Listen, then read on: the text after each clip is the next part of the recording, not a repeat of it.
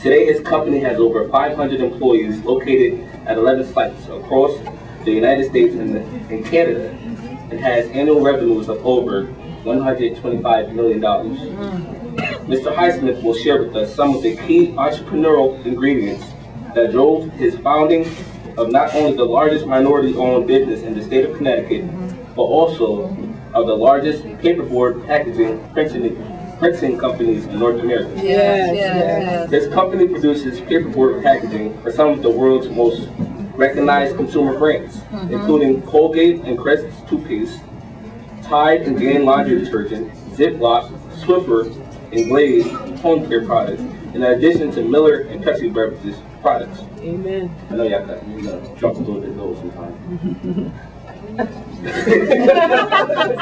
Mr. Highsmith holds a bachelor's degree in economics from the University of Wisconsin and has completed a number of executive and professional training courses at Harvard, Duke, and Dartmouth.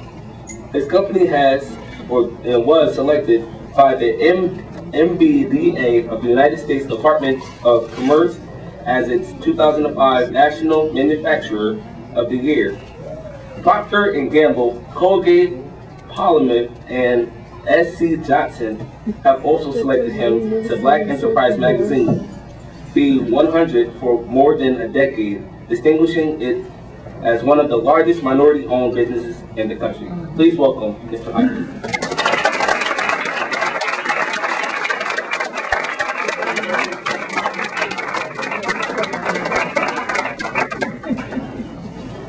Thank you very much, Gregory. I am really honored to be with you this evening. I must admit, I only found out about Granville Academy less than a year ago. But after doing some work in terms of research, understanding the work that you're doing, and listening tonight, Jerry, Carlina, you are to be commended, because this is really tremendous, important work.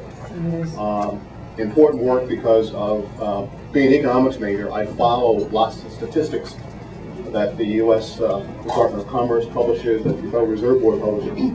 And one disturbing statistic that came out in February, the Federal Reserve Board report, was that for every dollar of wealth held in this country by white America, any idea of what blacks and Hispanics hold?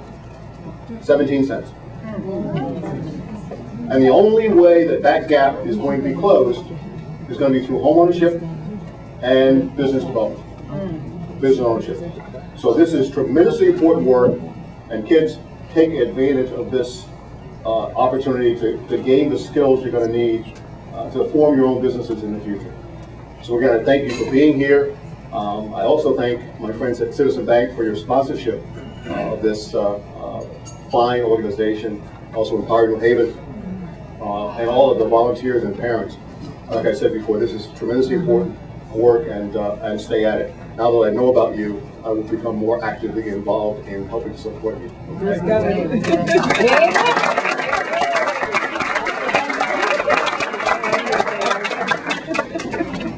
I would like to spend a few minutes, just a few moments, talking to you this evening about how I got started as an entrepreneur. I'd like to share a few of my ideas, some of the challenges that we faced, in hopes that it can help you in terms of how you might form those notions that you have about starting your own businesses in the future.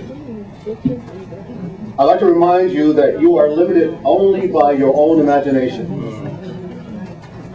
All things are possible for those who have the courage and the willingness to dream, and then to make the commitment to work diligently through the adversity and the challenges that are sure to come between where you are now today and where you desire to be in the future.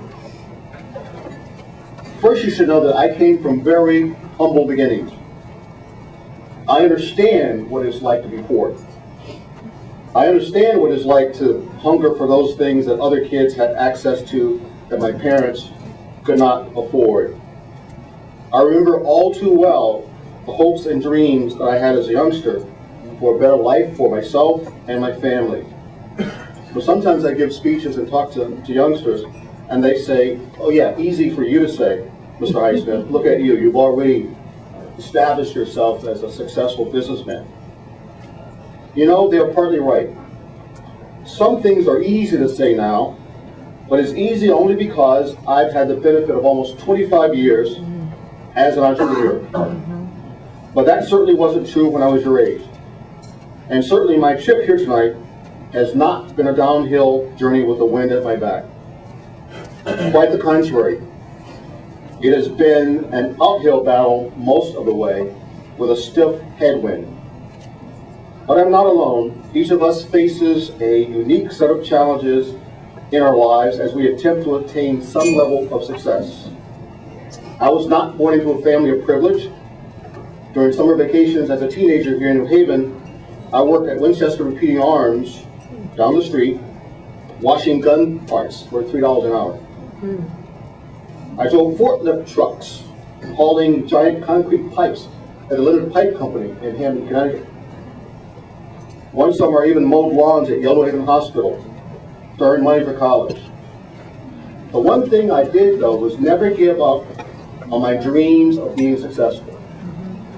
I kept that vision of a better life clearly in focus. That has to be the key for you as you leave here tonight. Hold on to dear life for that dream that you have for a better life. Don't be tempted to alibi yourself to failure. You know what I mean. Do not buy into any of those generally accepted excuses for not succeeding in life. You've heard them. You know, I could have gone to college, but, you know, I didn't have the money. You know, I could have finished college, but, you know, things weren't right at home. You know, I could have gotten that job, but that personnel manager didn't like me and wanted me to cut my hair. You know, I could have gotten that promotion, you know, but they wanted me to work past 5, and I don't want to do that. You know, I had to leave that job because they had a problem with my attitude. It's easy to alibi yourself to failure. So avoid all excuses for not striving to be the best that you can possibly be and to achieve your dreams. Even as that poor youngster growing up, I always instinctively understood that education held the key to my success. I had parents and grandparents who insisted that I work really hard in school. Like you, I made lots of sacrifices for my education. I oftentimes choose studying over hanging out with my friends. You know, but of course, education means not just studying using your books and calculators and computers. It also means doing what you do here at Granville Academy. Listening to and modeling yourself after people who are reaching out to help you, lead you, and guide you. I remember a conversation I had with my college political science professor one day after class back in 1969. That conversation taught me one of the most important lessons of my life. It was a discussion that we had about power. We sought to define the meaning of power. We further sought to identify the source of real power. He argued that real power for the individual comes when that individual becomes self-reliant and can exert real independence, particularly independence from economic constraints and limitations. He identified entrepreneurship as one of the most powerful forces in America. He pointed to the global impact of such entrepreneurs as Ford, DuPont, Rockefeller, Chase, Dow, Carnegie, and the list went on, as Rick alluded to earlier. What he meant was that by starting and growing successful enterprises, you are giving this vast ability to leverage enormous resources, skills, and knowledge in ways that are most important to you and your family.